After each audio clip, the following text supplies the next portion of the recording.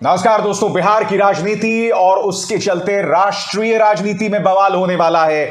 CBI ने बाकायदा अदालत में आवेदन किया है कि तेजस्वी यादव की बेल कैंसिल की जाए, यानी कि सीबीआई तेजस्वी यादव जो कि बिहार के उप मुख्यमंत्री हैं उन्हें जेल भेजना चाहती है। तेजस्वी यादव के बारे में सीबीआई का यह कहना है कि तेजस्वी यादव ने सीबीआई को धमकी दी, इसलिए उनका एक भी पल बाहर रहना सही नहीं है। मैं आपको बता दूं दोस्तों, इसका बहुत बड़ा असर बिहार की राजनीति पर पड़ेगा। हालांकि बिहार में चुनाव 2025 में, मगर यह ना भूलें उससे एक साल पहले यानी 2024 में लोकसभा के चुनाव है, जिसमें सिर्फ 2 साल का वक्त रह गया है। और जाहिर सी बात है, भारतीय जनता पार्टी जो उससे पहले राष्ट्रीय राजनीति में ऐसी खलबली लाना चाहती है जिसका विपक्ष पर असर हो। मैं आपको याद दिलाना चाहूंगा कि इस साल के अंत में गुजरात में चुनाव है और उससे पहले जिग्नेश मेवाणी को 6 महीने की जेल की सजा हो चुकी है। भारतीय जनता पार्टी इस तरीके से काम कर रही है दोस्तों। मगर मैं आपको सबसे पहले बताना चाहूंगा कि दरअसल तेजस्वी यादव के किस बयान पर दरअसल ये पूरा बवाल हो रहा है। वो बयान आपके स्क्रीन पर। तेजस्वी यादव ने दोस्तों 25 अगस्त को एक प्रेस कॉन्फ्रेंस किया था, जिसमें उन्होंने कहा, क्या सीबीआई अधिकारियों की मां और बच्चे नहीं होते? क्या उनका परिवार नहीं है? क्या वे हमेशा सीबीआई अधिकारी रहेंगे? क्या वे रिटायर नहीं होंगे? सिर्फ यही पार्टी सत्ता में बनी रहेगी? आप क्या संदेश देना चाहते हैं? आपको संवैधानिक संगठन के कर्तव्य का ईमानदारी से निर्वहन करना चाहिए। इससे पहले 2 चीजें हुई थी दोस्तों। सबसे पहले गुरुग्राम में एक मॉल पर रेड मारी गई थी और यह प्रोपेगेंडा चलाया गया था कि इस मॉल पर जो मिल्कियत है, मालिकाना हक है, वो तेजस्वी और लालू प्रसाद यादव का है। बल्कि वो पूरा ही मामला बैकफायर कर गया था बीजेपी का, क्योंकि तेजस्वी यादव ने बाकायदा प्रमाणों से साबित किया था कि दरअसल उस मॉल का उद्घाटन तो हरियाणा के मुख्यमंत्री मनोहर लाल खट्टर ने किया है और उस मॉल का नाता भारतीय जनता पार्टी से जुड़े एक नेता का है। तो वो मामला पूरी तरह से बैकफायर हो गया था। उसके बाद तेजस्वी यादव का यह बयान आता है।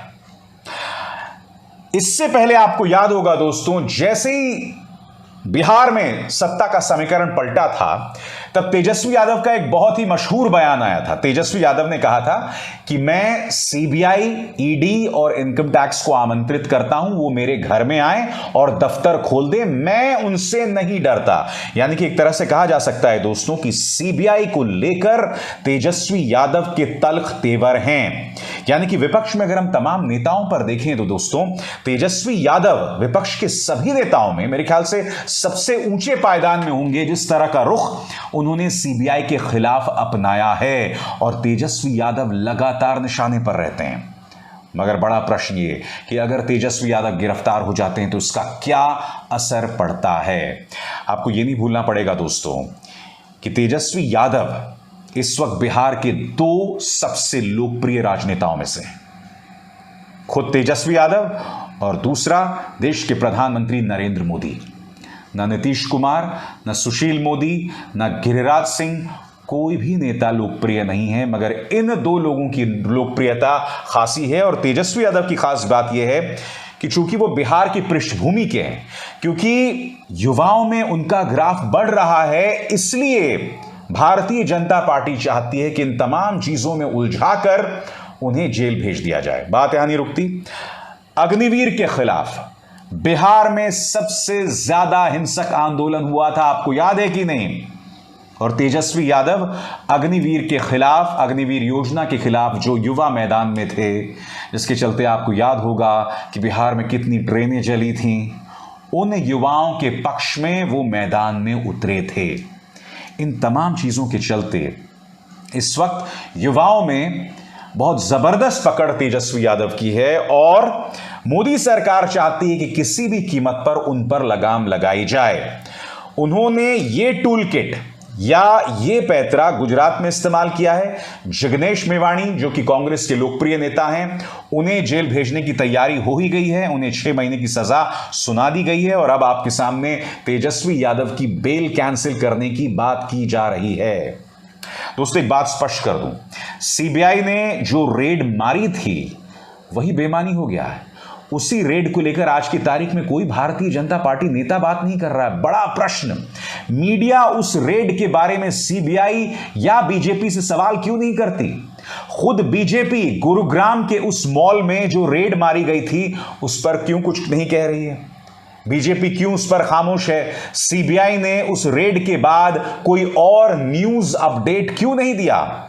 ऐसे में तेजस्वी यादव उग्र हो जाते हैं। मैं मानता हूं तेजस्वी यादव के इस बयान में, उनके लहजे में एक उग्र तेवर दिखाई देता है और मुझे लगता है कि डेप्यूटी चीफ मिनिस्टर होने के नाते उन्हें, खासकर जहां वो परिवार का जिक्र कर रहे हैं, उससे बचना चाहिए।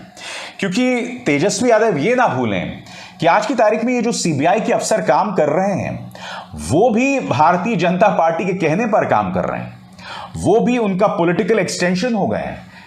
कोई भी फरमान जो बीजेपी की तरफ से आएगा या सरकार की तरफ से आएगा उन्हें पूरा करना पड़ेगा, ये उनकी मजबूरी है। लिहाजा इस तरह से उनके परिवार का जिक्र करना मुझे लगता है एक लक्ष्मण रेखा है जिसे पार नहीं करना चाहिए था। मगर यकीन मानिए दोस्तों, अगर, और ये बहुत बड़ा अगर है, अगर तेजस्वी यादव को गिरफ्तार कर दिया जाता है तो बिहार की राजनीति में जबरदस्त भूचाल आएगा।